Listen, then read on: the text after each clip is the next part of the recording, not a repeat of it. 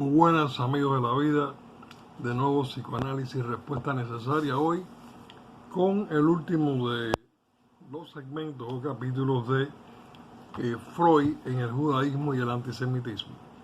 Tenemos hoy el desarrollo histórico, que va a ser el final de estos 6 capítulos que hemos tratado de arreglar. Y comenzamos con el desarrollo histórico.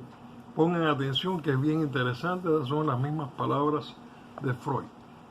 Les recuerdo que pongan atención al estilo de la época, al estilo de Freud y la manera en que Freud va como investigando siempre, paso a paso, cada elemento que él es capaz de investigar. Dice así: no me es posible reproducir aquí detalladamente el contenido de Tótem y Tabú, pero debo tratar de cerrar el largo hiato entre aquellos sucesos protohistóricos que hemos supuesto y el triunfo del monoteísmo en épocas históricas. Una vez establecida la combinación de horda fraterna, matriarcado, exogamia y totemismo, comenzó un desarrollo que podemos escribir como un lento retorno de lo reprimido, que es uno de los capítulos que tuvimos. El término lo reprimido es aplicado aquí en una significación impropia, no en su sentido técnico. Trátase de algo pasado, desaparecido, superado en la vida de un pueblo, algo que me aventuro a equiparar a lo reprimido en la vida psíquica individual.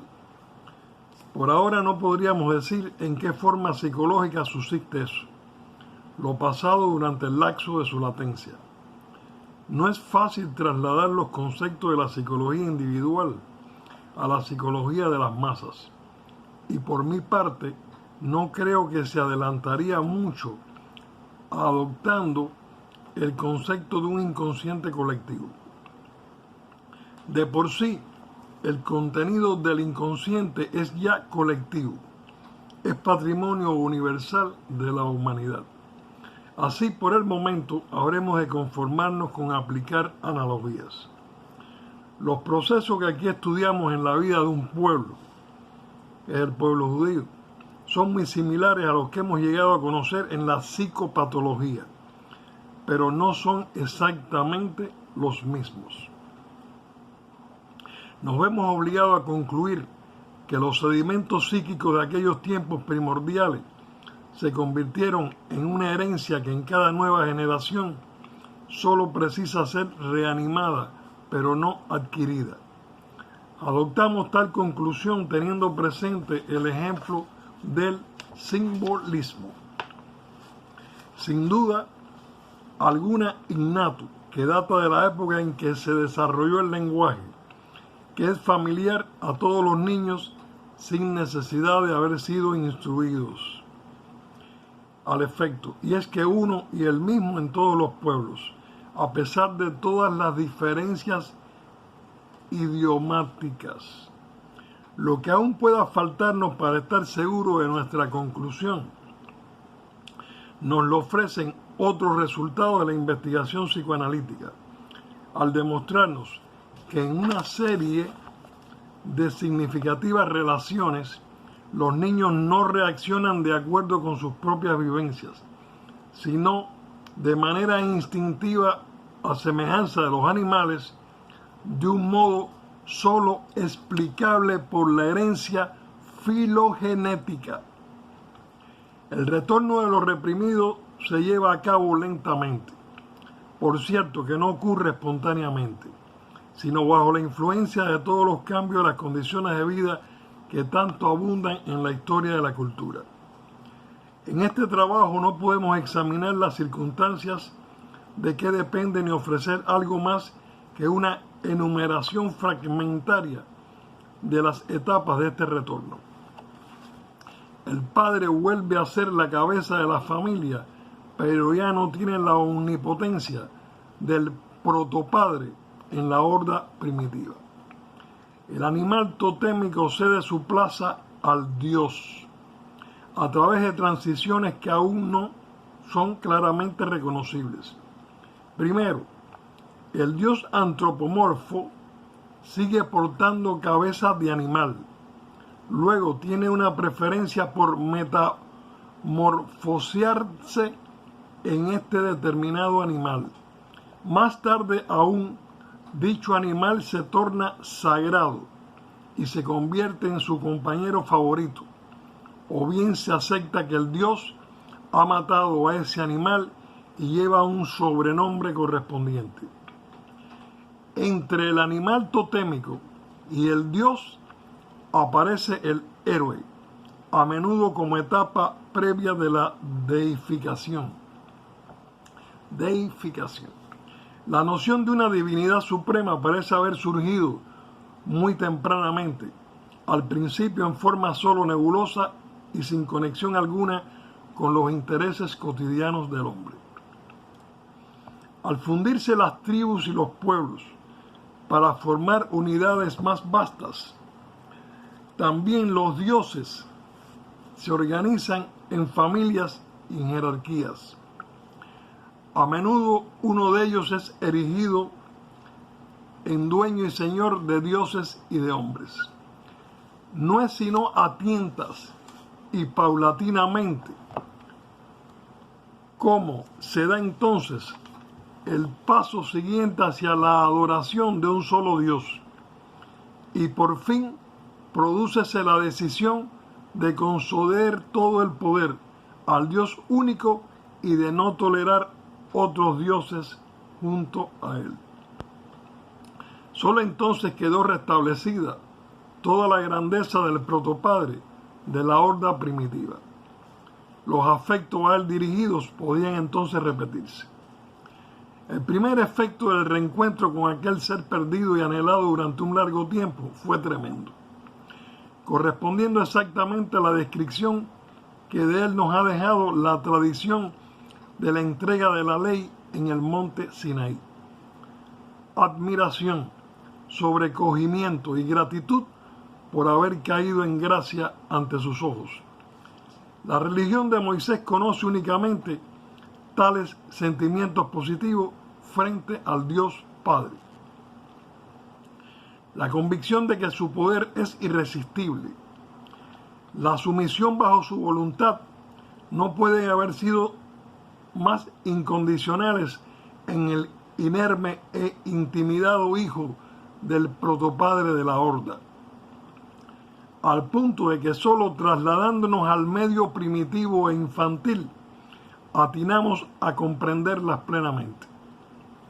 Los sentimientos infantiles poseen una intensidad y una profundidad inmensamente mayores que los del adulto. Y solo el éxtasis religioso puede ser tan exhaustivo. Así, un rapto de devoción a Dios es la primera reacción ante el regreso del Gran Padre. Con ello queda fijada para lo sucesivo la dirección que seguirá esta religión patrística, pero su desarrollo no quedó con ello agotado. La esencia misma de la relación paterno-filial incluye la ambivalencia. Por tanto, en el curso de los tiempos tuvo que reanimarse por fuerza aquella hostilidad que otrora había impulsado a los hijos al asesinato del admirado y temido padre. En el marco de la propia religión de Moisés no podía tener cabida la expresión directa del odio parricida. Solo podía manifestarse una poderosa reacción contra el mismo, una conciencia de culpabilidad por esta hostilidad. Los remordimientos de conciencia por haber pecado contra Dios y por seguir pecando. Este sentimiento de culpabilidad que los profetas avivaron incansablemente y que no tardó en convertirse en parte integrante del sistema religioso, reconocía otra motivación más superficial que velaba hábilmente su verdadero origen. El pueblo halló su camino sembrado de duros azares, Las esperanzas puestas en el favor de Dios tardaban en realizarse. No era fácil en estas condiciones seguir aferrándose a la ilusión de ser el pueblo elegido de Dios. Si no querían renunciar a tal felicidad, entonces la conciencia de culpa por la propia pecaminosidad ofrecía una oportuna excusa para explicar la dureza de Dios. No merecían nada mejor que ser castigados por Él, porque no observaban sus mandamientos. La necesidad de satisfacer este sentimiento de culpabilidad, un sentimiento insaciable, alimentado por fuentes mucho más profundas, obligaba a hacer esos mandamientos cada vez más estrictos, más rigurosos y también más mezquinos. En un nuevo rapto de ascetismo moral, los judíos se impusieron renuncias instintuales constantemente renovadas, alcanzando así, por lo menos en sus doctrinas y en sus preceptos, alturas éticas que habían quedado vedadas a todos los demás pueblos de la antigüedad. Muchos judíos vieron en estas altas aspiraciones la segunda característica fundamental y la segunda gran obra de su religión. Nuestra investigación está destinada a demostrar cómo ellas se hallan vinculadas con la primera, con la concepción de un Dios único. Pero dicha ética no logra ocultar su origen de un sentimiento de culpabilidad por la hostilidad contenida contra Dios. Lleva estampado el sello de lo inconcluso y de lo que no puede ser concluido, que caracteriza las formaciones reactivas de la neurosis obsesiva. Adviértase también que sirve a los fines ocultos de la necesidad de castigo. La evolución ulterior trasciende del judaísmo. Todo lo demás que resurgió de la tragedia del protopadre ya no se conciliaba en modo alguno con la religión de Moisés. Mucho hacía que la conciencia de culpabilidad de aquellos tiempos había dejado de limitarse al pueblo judío. Habíase apoderado de todos los pueblos del Mediterráneo como un sordo malestar, como una premonición cataclísmica cuyo motivo nadie acertaba a indicar. La historiografía moderna habla de un envejecimiento de la cultura antigua. Yo creo que solo ha llegado a captar las causas ocasionales y accesorias de aquella distimia colectiva. Fue también el judaísmo el que despejó esa opresiva situación. En efecto, a pesar de los múltiples brotes y asomos de esa idea en los diversos pueblos, fue en la mente de un judío, de Saulo de Tarso, llamado Pablo como ciudadano romano, en la que por primera vez surgió el reconocimiento. Dice: nosotros somos tan desgraciados porque hemos matado a Dios Padre. Es plenamente comprensible que no atinara a captar esta parte de la verdad, sino bajo el disfraz delirante del abosorado mensaje. Y dice: estamos redimidos de toda culpa desde que uno de los nuestros rindió su vida para expiar nuestros pecados. En esta formulación, naturalmente, no se menciona el asesinato de Dios, pero un crimen que debía ser expiado por una muerte sacrificial solo podía haber sido un asesinato.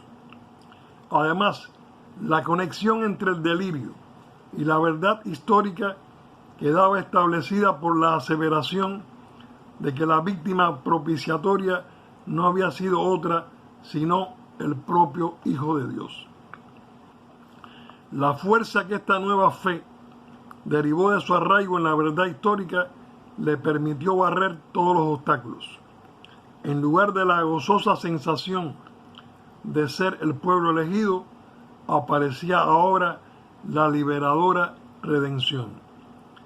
El hecho mismo del parricidio, empero, al retornar al recuerdo de la humanidad, tuvo que superar obstáculos mucho mayores que aquel otro hecho, contenido esencial del monoteísmo. También tuvo que sufrir una deformación más profunda. El innominable crimen fue así sustituido por la nebulosa concepción de un pecado original. El pecado original y la redención a través de la muerte sacrificial se convirtieron en los pilares de la nueva religión fundada por Pablo. Cabe dejar planteada, pero irresoluta, la cuestión de si en la horda fraterna que se sublevó contra el protopadre existió realmente un caudillo e instigador del parricidio, o si esta figura fue creada ulteriormente por la fantasía de los poetas con el fin de heroificarse a sí mismos, identificados con el personaje, siendo luego incorporada a la tradición. Una vez que la doctrina cristiana hubo roto el marco del judaísmo, asimiló elementos de muchas otras fuentes, renunció a muchos rasgos del monoteísmo puro y se adaptó en abundantes particularidades a los rituales de los restantes pueblos mediterráneos. Sucedió como si Egipto que se quisiera vengar nuevamente en los herederos del Natón. Es notable la manera en que la nueva religión enfrentó la vieja ambivalencia contenida en la relación paterno-filial.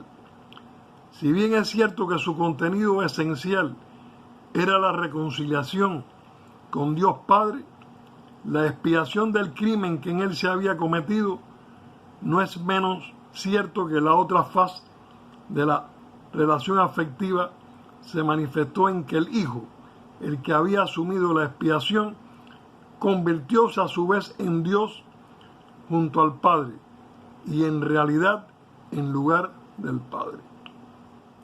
Surgido una religión del Padre, el cristianismo se convirtió en una religión del Hijo. No pudo eludir, pues, el aciago destino de tener que eliminar al Padre. Solo una parte del pueblo judío aceptó la nueva doctrina. Quienes la rechazaron siguen llamándose todavía hoy judíos y por esa decisión se han separado del resto de la humanidad aún más agudamente que antes. Tuvieron que sufrir de la nueva comunidad religiosa que además de los judíos incorporó a los egipcios, griegos, sirios, romanos y finalmente también a los germanos. El reproche de haber asesinado a Dios. En su versión completa, este reproche rezaría así: no quieren admitir que han matado a Dios, mientras que nosotros lo admitimos y hemos sido redimidos de esa culpa. Adviértase entonces cuánta verdad se oculta tras este reproche.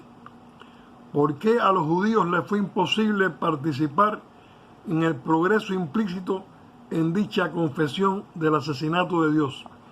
A pesar de todas sus distorsiones, es un problema que bien podría constituir el tema de un estudio especial. Con ello, en cierto modo, los judíos han tomado sobre sus hombros una culpa trágica que se les ha hecho expiar con la mayor severidad. Nuestra investigación quizás haya arrojado alguna luz sobre el problema de cómo los judíos adquirieron las cualidades que los caracterizan. Mucho menos hemos logrado iluminar la cuestión de cómo pudieron conservar hasta la fecha su individualidad. No sería razonable, empero, exigir o esperar respuestas exhaustivas de tales enigmas. Cuanto yo puedo aportar a su esclarecimiento es una mera contribución, cuyo valor habrá de ser juzgado teniendo en cuenta las limitaciones críticas con que inicié este trabajo. Ahora les voy a terminar con un apunte de Sigmund Freud, después de haber terminado estos escritos sobre el judaísmo y el antisemitismo. Dice así Freud, en su página 199. Puedo declarar que estoy tan alejado de la religión judía como de todas las demás. En otras palabras, las considero sumamente importantes como objetos del interés científico, pero no me atañen sentimentalmente en lo más mínimo.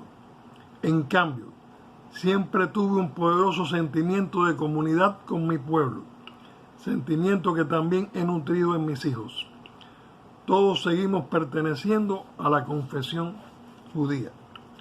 Mi juventud transcurrió en una época en que nuestros liberales maestros de religión no daban valor a que sus alumnos adquirieran conocimientos en la lengua y la literatura hebreas. Por eso mi cultura ha quedado muy atrasada en este terreno, defecto que más tarde tuve múltiples ocasiones de lamentar. Hasta ahora, amigos de la vida, esta oportunidad de comunicarnos en psicoanálisis respuesta necesaria con escritos de Sigmund Freud sobre el judaísmo y el antisemitismo. Seguiremos, este es el final, quizás podamos también tratar algunas conclusiones o podamos tratar a otros aspectos que hayan dentro de sus escritos, pero bien, entiendan en la época que Sigmund Freud escribe estos artículos. Esto es el esfuerzo también de Freud como literato, como investigador de la cultura, en ese gran esfuerzo de hacer